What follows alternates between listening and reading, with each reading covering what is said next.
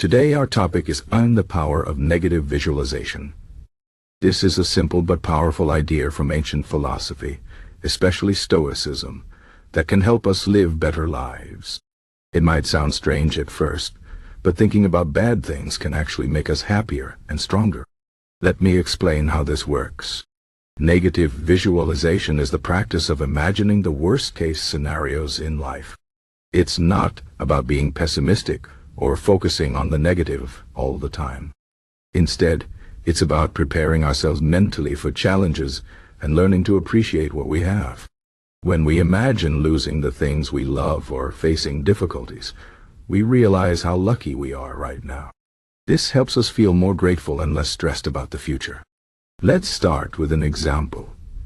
Imagine you have a job you like, a family you love, and good health. These are things many people take for granted. But what if you lost your job? What if your family was no longer there? What if your health suddenly got worse? These questions might feel uncomfortable, but they can teach us something important. By imagining these situations, we realize how much we value what we have. This makes us appreciate our job, our family, and our health more deeply. Gratitude is a powerful emotion. It helps us feel happier and more content with our lives. Negative visualization is like a tool for creating gratitude.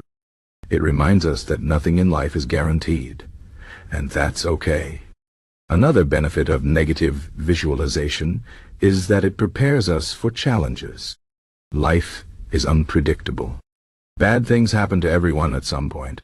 If we've already thought about these possibilities, we're less likely to be shocked or overwhelmed when they occur. For example, if you imagine losing your job, you might start thinking about how you would handle it. Maybe you'd update your resume, learn new skills, or save more money. These actions can help you feel more prepared and less afraid. This doesn't mean you're inviting bad things to happen. It just means you're ready for whatever life throws at you. Being prepared gives us confidence and reduces anxiety. Stoic philosophers like Seneca and Marcus Aurelius use negative visualization to stay calm and focused, even in difficult times. Seneca wrote, "We suffer more often in imagination than in reality." This means that our fears about the future are often worse than the actual events. By imagining the worst, we can face our fears and see that they're not as scary as we thought. Marcus Aurelius, who was a Roman emperor, practiced negative visualization to stay humble and grounded. He reminded himself every day that his power and wealth could disappear at any moment. This helped him stay focused on what really mattered, being a good person and doing his duty. Negative visualization also helps us avoid taking things for granted. It's easy to get used to the good things in life and stop noticing them. For example, if you have a comfortable home, you might not think about it much until something goes wrong, like a broken heater or a leaky roof. But if you practice negative visualization, you can remind yourself how lucky you are to have a home at all. This doesn't mean you should feel guilty for having nice things. It just means you should appreciate them more. When we appreciate what we have, we feel richer, even if we don't have a lot of money. This is why gratitude is sometimes called the secret to happiness. Another important aspect of negative visualization is that it helps us focus on what we can control.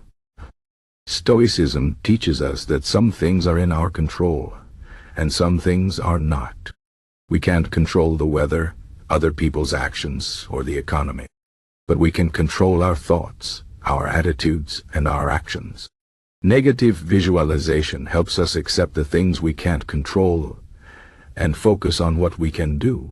For example, if you imagine losing your job, you might realize that you can't control whether your boss fires you, but you can control how you prepare for that possibility. You can save money, build your skills, and network with other professionals. This sense of control makes us feel more empowered and less anxious.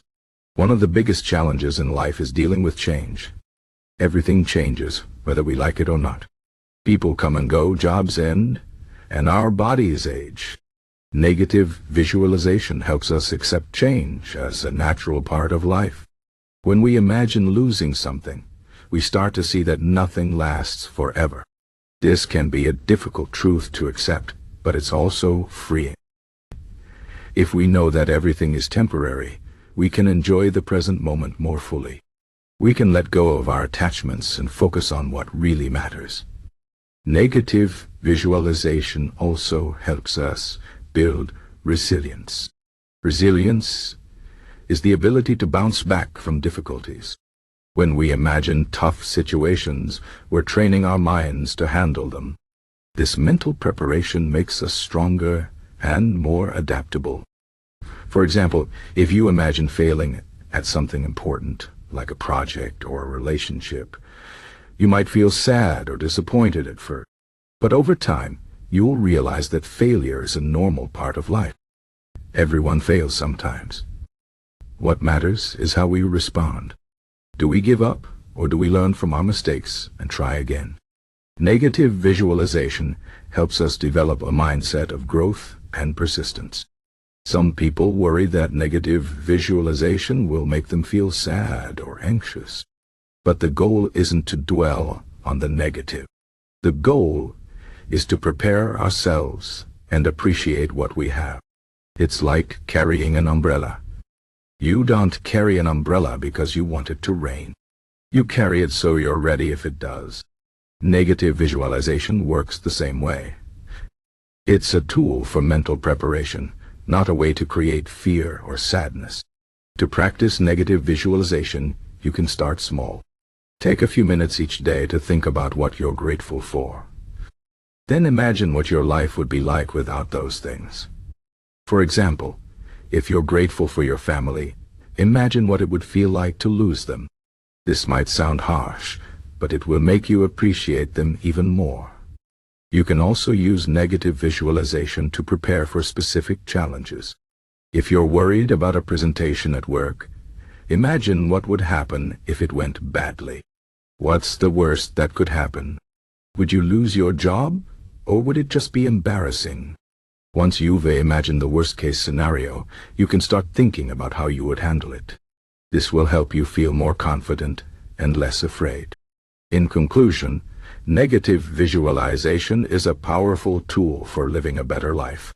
It helps us appreciate what we have, prepare for challenges, and focus on what we can control. It teaches us to accept change and build resilience.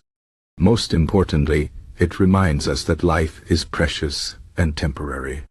By imagining the worst, we can learn to enjoy the present and face the future with courage. So take a moment today to practice negative visualization. Think about what you're grateful for, and imagine what your life would be like without it. You might be surprised at how much happier and stronger you feel.